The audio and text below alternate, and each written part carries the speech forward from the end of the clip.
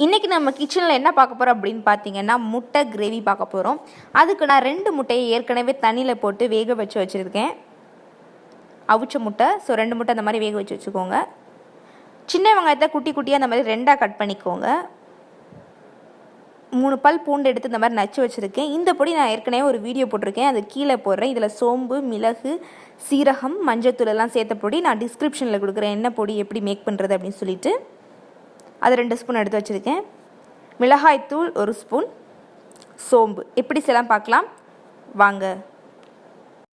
கடாயை எடுத்துக்கோங்க. கடாயில் எண்ணெய் ஊற்றிக்கோங்க. இந்த கிரேவிக்கு நம்ம கொஞ்சம் அதிகமாக தான் எண்ணெய் ஊற்றணும். இப்போ நம்ம இது கூட சோம்பு போட்டுடலாம். எண்ணெய் காஞ்ச பிறகு வெங்காயம், சின்ன வெங்காயம் இதெல்லாம் போட்ட பிறகு நம்ம நல்லா வதக்கிக்கலாம். இப்போ ஒரு பவுல் எடுத்துக்கோங்க. பவுலில் 1 டம்ளர் தண்ணி ஊற்றிக்கோங்க. இப்போ நான் சொன்ன பொடியை போடுறேன். இதில் சோம்பு, மிளகு, சீரகம் எல்லாமே சேர்த்தது. இது கூட இப்போ மிளகாய் தூளும் போட்டிருக்கேன், பூண்டும் போட்டுட்டேன். இது எல்லாத்தையுமே நல்லா கலக்கிப்போம். கட்டி இல்லாமல் நம்ம இதை நல்லா கரைச்சிப்போம். வெங்காயம் இப்போ நல்லா வதங்கிடுச்சு. இப்போ நம்ம இந்த மசாலா தண்ணியை ஊற்றிடலாம். இப்போ நம்ம இது கூட கொஞ்சம் உப்பு சேர்த்துக்கலாம். நல்லா கொதிக்க விடுங்க. இப்போ நல்லா தண்ணி நல்லா சுண்டி வந்துருச்சு, மசாலா தண்ணி. நான் அந்த மாதிரி முட்டையை 2ஆக கட் பண்ணி போடுறேன்.